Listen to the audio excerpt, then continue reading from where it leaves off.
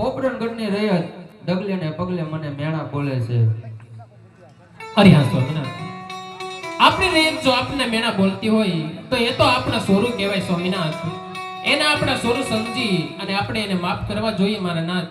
અને આપ જો વાંજિયાપણાની વાત કરતા હોય મારા નાથ, તો આ જગદંબાને સાચા જગદંબાને ઝાંખી પાડી એવી લાસા લક્ષ્મીને સગુણા રણતન દીકરી આપણા આંગણિયામાં રમતી હોય તો કેવી રીતે વાંજિયા કહેવાય ધણી? અરે સતી, જો લલ્લો લમડો બાડો કે બોબડા પુત્ર હશે ને સતી, તો મારા ગયા પછી રાજ ચલાવશે, નકર આ રાજને એક દિવસ તાળા દેવાય છે સતી. આપની પણ વાત કેવી સત્ય છે મહારાજ?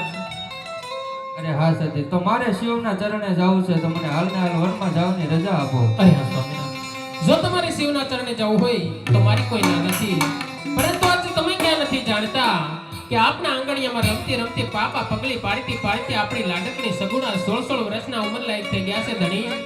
તો એના હસ્તમેળાપ કરી આપણે રાજી ખુશીથી વરસી દાવ તો પાદર હોતી તમને વડાવવા આવીશ મારા નાથ. અરે ભલે સતી. અરે ભરદાનજી, રાજ દરબારમાંથી ગોરદેવને બોલાવો. અરે મારા એ આજે પરધાન બોલાવે ગોરદેવ આવ્યો રે.